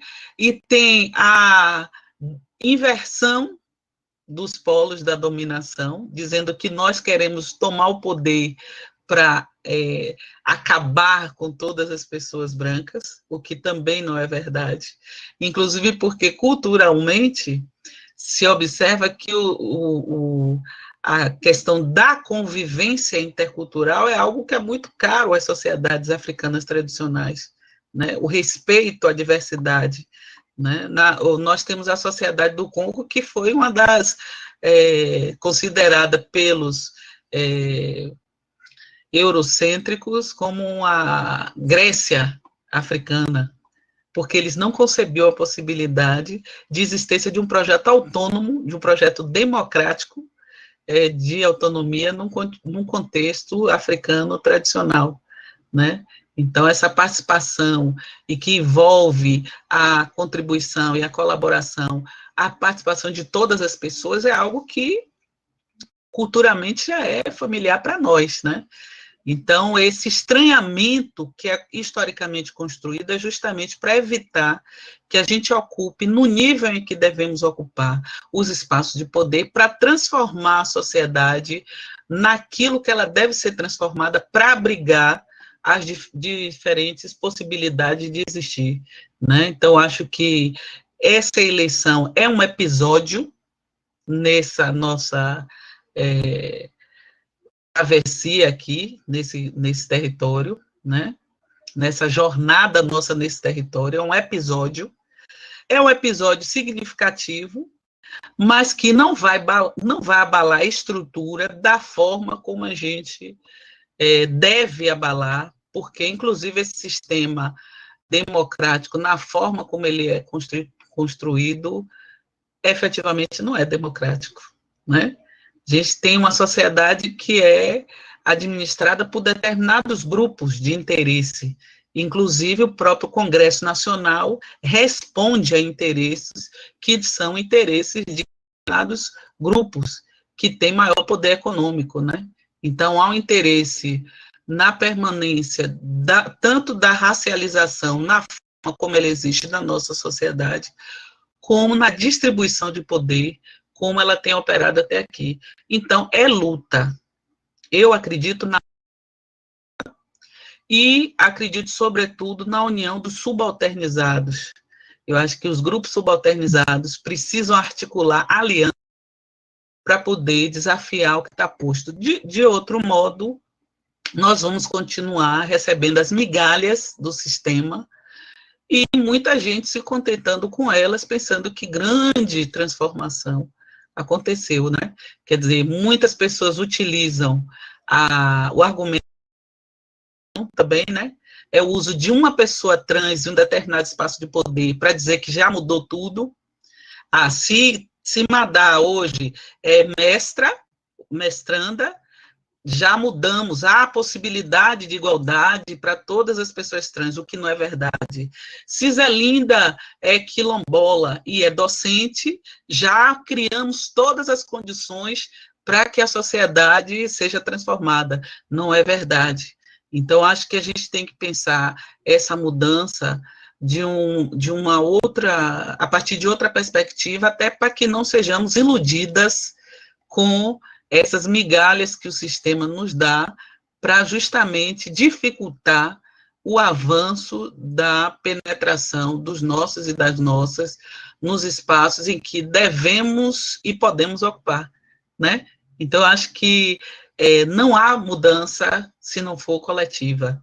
Eu acho que é preciso também romper com o individualismo, romper com essa vaidade que tem afetado, infelizmente, pessoas que se colocam em posição de liderança e falando em nome de coletivos e que, na verdade, adotam ações que revelam apenas um interesse individual. Então, acho que a gente precisa reconstruir essas bases cotidianamente do que é a ação coletiva para que ela seja verdadeiramente coletiva e não um artifício retórico para continuar beneficiando alguns indivíduos que se colocam na cena pública como representantes de coletividades.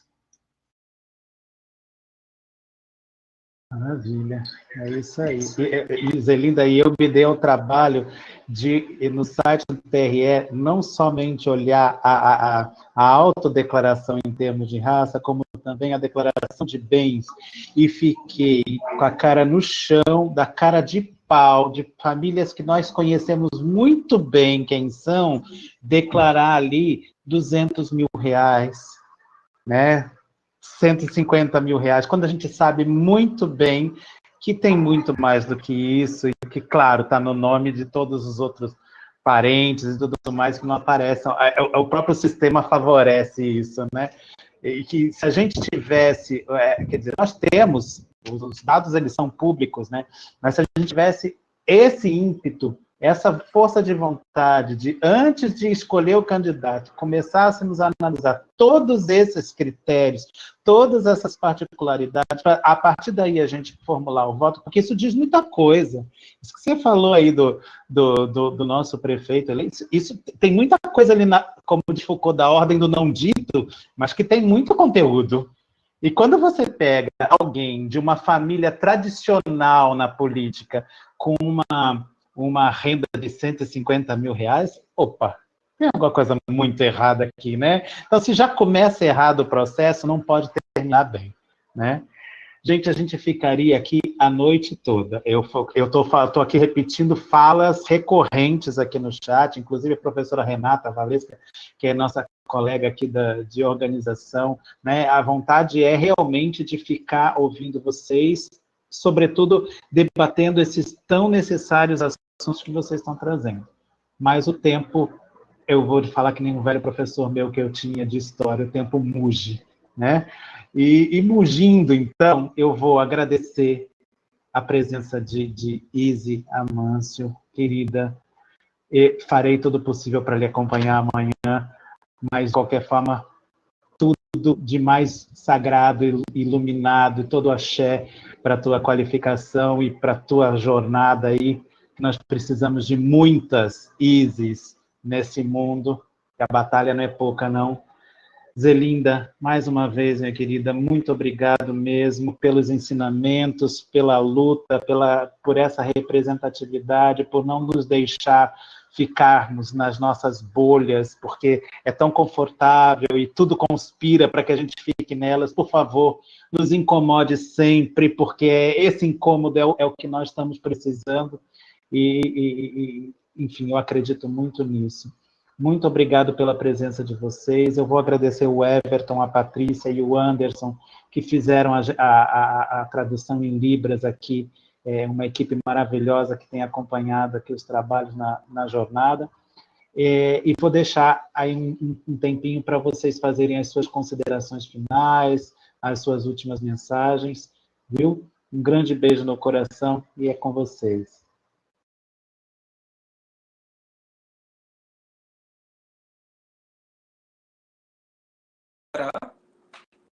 Vou de acordo? Pronto. Eu gostaria de agradecer por essa oportunidade de estar aqui conversando com vocês, trocando um pouquinho aqui e aprendendo bastante com a professora Zelinda, com o professor Alexandre, né, e toda essa galera que organizou esse evento. Meu muito obrigado. E dizer, né, que nós travestis e população negra de modo geral, meio que quando tomamos a palavra, né, usamos da comunicação, né, pedimos a Agô, né, a Exu, né, e desorganizamos uma estrutura social, né, desorganizamos a passos iniciais, né, mas passos que vêm de longe, né, como já dizem, né, como dizem as nossas mais velhas. Então é importante a gente estar sempre ocupando esses espaços enquanto juventude, né, ocupando esses espaços juntamente com as nossas mais velhas e aprendendo num processo de interação mesmo. Acho muito importante, estou saindo daqui agora com uma missão, né, nas minhas mãos, que meio de disseminar, né, esse conhecimento que hoje aqui eu aprendi. Então, eu só tenho a agradecer mesmo por esse momento. Muito obrigada mesmo. Obrigada a todo mundo que participou, as minhas amigas e meus amigos daqui da cidade, de Márcio Emílio Souza, daqui do interior da Bahia, né, aos meus colegas da Unilab, as minhas colegas, minhas professoras. Então, dizer meu muito obrigado ao pessoal também de Santa Catarina, muita gente branca, muita gente boa também, muita gente preta, quilombola também, né, que me acolheu, me abraçou nesse sul tão áspero, como eu tenho dito, mas também de muita resistência, né. Obrigada a todos. Bom, eu agradeço o convite do professor Alexandre, Agradeço a audiência de vocês, né? Agradeço a equipe de intérpretes de Libras, que fez esse trabalho belíssimo durante esse encontro nosso. E nesse mês especial para nós, que é o mês da consciência negra, eu lembro de Zumbi, Dandara, dos meus ancestrais e os meus antepassados, que lutaram para a existência de um projeto de liberdade, de sociedade livre, verdadeiramente livre, né? Então, acho que não é possível falar em liberdade sem respeito às diferenças e sem investimento ativo na construção de uma sociedade verdadeiramente igualitária e uma mudança do não racismo para o antirracismo. Então, acho que é preciso cada vez mais engajar as pessoas na luta antirracista, porque lutamos contra o sistema desigual e, de forma alguma, devemos ter como alvo indivíduos, né? Nossa luta é contra esse sistema que nos oprime, esse sistema que se mantém à base da exploração das pessoas. Então, acho que pensar nessa utopia de uma sociedade livre de opressões é algo que deve cada vez mais estar no nosso horizonte e servir para mobilizar as diversas potências que nós temos na nossa sociedade e, a partir das nossas especificidades, construir um projeto que seja comum e que contemple a existência de todas as pessoas que entendam que é necessário existir, respeitando o espaço do outro, respeitando o meio ambiente em que nós vivemos e sabendo que a nossa vida não terá a possibilidade de se concretizar por mais tempo se não houver uma mudança urgente nessa forma de existir que está sendo imposta a nós por esse sistema capitalista. Então, eu acho que é necessário que a gente tenha que se alimentar, beber desse espírito de luta dos nossos antepassados para se engajar nesse projeto de transformação social. Então, nesse sentido, nós não podemos, de forma alguma, deixar que vidas se percam, que vidas sejam desperdiçadas, como tem sido desperdiçadas na nossa sociedade, né? Então, acho que é necessário o engajamento público de todas as pessoas que entendem que esse sistema não nos contempla e esse sistema não é benéfico para ninguém, até para aquelas pessoas que acham que são, em alguma medida, beneficiadas por ele. Então, é essa a mensagem que eu deixo, e agradecendo mais uma vez a presença, a participação de todas as pessoas. Muito obrigada. Obrigado, gente. Uma boa noite, então, a todos, a todas e a todes. E vamos que a luta continua. Tchau, tchau. Boa noite.